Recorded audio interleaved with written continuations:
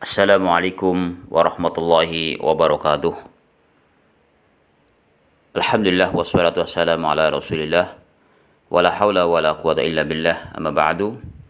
Kaum muslimin wal muslimat jamaah salat subuh Masjid Imam Syafi'i dan juga para pendengar dimanapun ada berada, rahimani wa rahimakumullah ajma'in. Pada kesempatan yang baik ini, insyaallah kita akan melanjutkan pembahasan kitab Bulughul Maram yang ditulis oleh Al-Hafidz Ibnu Hajar Al-Asqalani rahimahullah rahmatan wasi'atan, masuk pada bab menghilangkan najis dan penjelasannya. Hadis yang ke-22 tentang khamr tidak boleh dijadikan cuka. Dari Anas bin Malik radhiyallahu an, beliau berkata, Su'ila Rasulullah sallallahu alaihi wasallam 'anil khamri tuttakhadhu khallan. Bahwa Rasulullah sallallahu alaihi wasallam ditanya tentang khamr, apakah boleh dijadikan cuka? Maka beliau menjawab, tidak boleh. Hadis diriwayatkan oleh Muslim dan Tirmidzi. Beliau berkata hasan sahih. Jadi saudara seiman rahimani wa rahimakumullahu ajma'in, di sini juga menunjukkan bahwasanya khamr itu haram hukumnya untuk diminum. Karena Rasul mengatakan dalam hadis yang lain, kullu muskirin haramun. Setiap yang memabukkan adalah haram. Hadis yang ke-23 dari Anas radhiyallahu an, beliau berkata, lamma kana yaumu Khaybar amara Rasulullah sallallahu alaihi wasallam Abu Talha. Pada waktu perang Khaybar, Rasulullah sallallahu alaihi wasallam memerintahkan Abu Talha fanada, untuk berseru, innallaha wa rasulahu yanhayanikum an luhumil humuri al-ahliyah fa inha risun. Sesungguhnya sesungguhnya Allah subhanahu wa ta'ala dan Rasulnya melarang kalian memakan daging keledai yang jinak, karena sesungguhnya yaitu adalah kotor. Hadis muttafaqun alaih.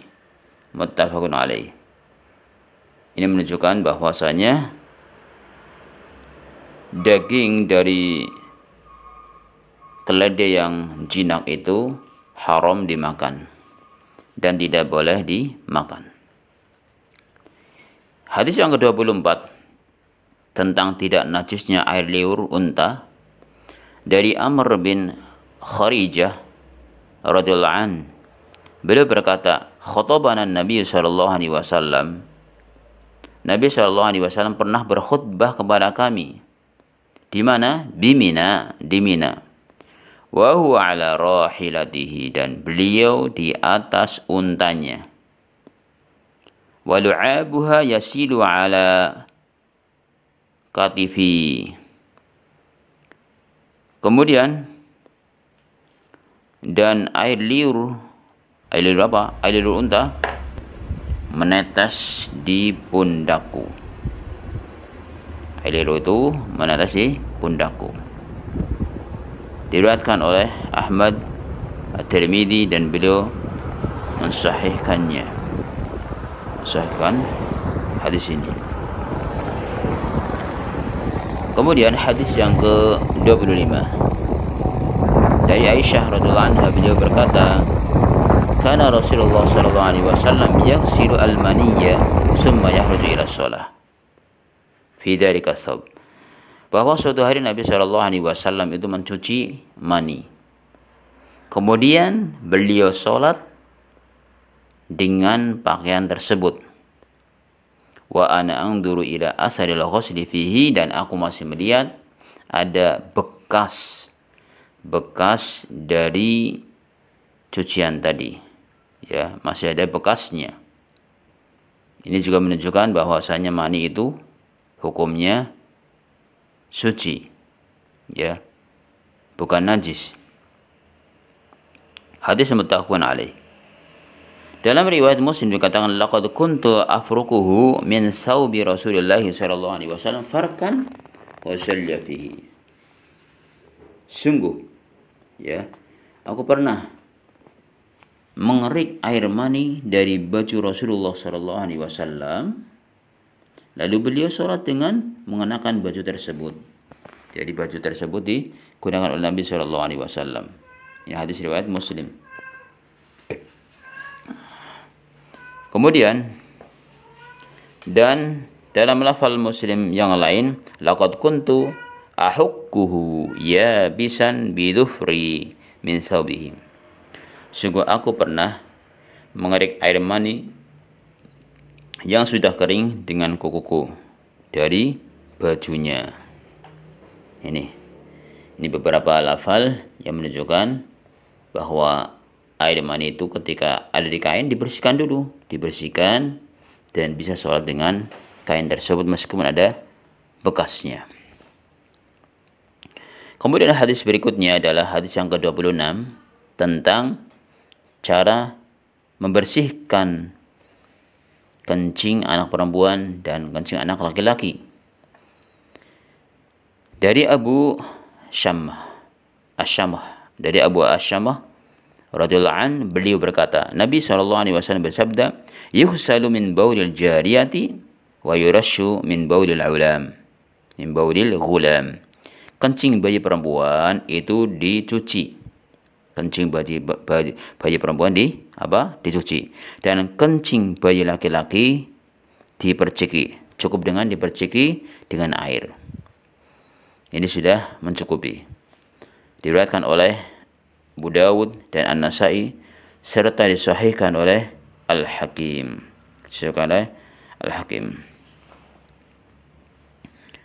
Kemudian hadis yang ke-27. Ya, dasar bahwasanya haid dibersihkan. Dari Asma binti Abu Bakar radhiyallahu anhu, anna Nabiya sallallahu alaihi wasallam qala fi damil haidi yusibu thawba.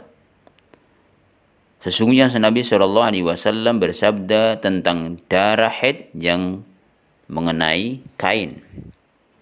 Tahudduhu summa takhrusuhu bil ma. Tahudduhu summa takhrusuhu bil ma. Hendaklah dia mengeriknya, kemudian mengucaknya dengan air, dikucak, takhrusuhu bil ma, summa tandahuhu summa tusalli fihi, kemudian menyiramnya dengan air, kemudian sholat dengan mengenakan baju tersebut, tidak mengapa. Jadi yang misal kena darah haid, dikucak, ya, dikasih air, dikucak, kemudian setelah itu tinggal disiramnya, dibersihkan dengan air, kemudian sholat dengan mengenakan baju tersebut setelah kering. Maka hal itu diantara cara bagaimana membersihkan darah haid dalam kain. Kemudian yang terakhir, barakallahu fikum, pada kesempatan yang berbahagia ini adalah hadis yang ke-28 dari Abu Hurairah radhiyallahu an, beliau berkata, qalas Haulah, berkata Haulah, ya Rasulullah, wahai Rasulullah, fa illam yadhhab ad-dam, apabila darah itu belum hilang, qala yakfika al-ma wala yadurruka asarahu. Maka beliau bersabda, air sudah cukup untuk dirimu dan bekasnya tidak berpengaruh apa-apa untuk dirimu. Artinya ketika masih ada bekas tidak mengapa, yang penting dibersihkan, diusahakan dibersihkan. Hadis ini diriwayatkan oleh At-Tirmidzi dan syaratnya dhaif. Namun catatan dari Syekh Isham di sini bahwa sahih. Saya tidak melihatnya dalam Sunan At-Tirmidzi, dan hadis ini dinisbatkan oleh Al-Hafidz dalam Al-Fath kepada Abu Dawud. Lalu beliau berkata, dalam syaratnya terdapat kelemahan dan ia memiliki syahid mursal yang telah disebutkan oleh Al-Baihaqi. Syekh kami, yaitu Syekh siapa? Syekh Albani berkata dalam Irwa, ya, nomor 168, diriwayatkan oleh Abu Dawud 365, Al-Baihaqi dan Ahmad dengan sanad yang sahih. Dan hadis ini walaupun dalam sanadnya terdapat Ibnu Lahiyah, namun sungguh sejumlah orang telah meriwayatkan darinya. Di antara mereka adalah Abdullah bin Wahab. Dan hadisnya itu Abdullah bin Wahab dari Ibnu Lahiyah adalah sahih. Sebagaimana dikatakan oleh bukan hanya satu orang hafidz saja. Kemudian saya melihat bahwa Syekh kami berkata dalam As-Sahihain, juz yang ke-1 nomor 595, penyandaran hadis ini kepada At-Tirmidzi merupakan sebuah kekeliruan murni karena beliau sama sekali tidak meriwayatkannya. Ini kata Syekh Isham. Jadi kalau beliau malah menyatakan hadisnya sahih. Jadi intinya ketika ada bekas darah haid itu dibersihkan, disiram, dikucak tadi, kemudian dibilas, dan kemudian sholat dengan kain tersebut, maka tidak mengapa. Wallahu ta'ala alam bisawab. Demikian, semoga bermanfaat untuk kita semuanya, dan semoga Allah mudahkan kepada kita semuanya untuk bisa mengikuti sunnah-sunnah Nabi Muhammad SAW. Subhanakallah wa hamdika asyhadu an la ilaha illa anta astaghfiruka wa atubu ilaik. Assalamualaikum warahmatullahi wabarakatuh.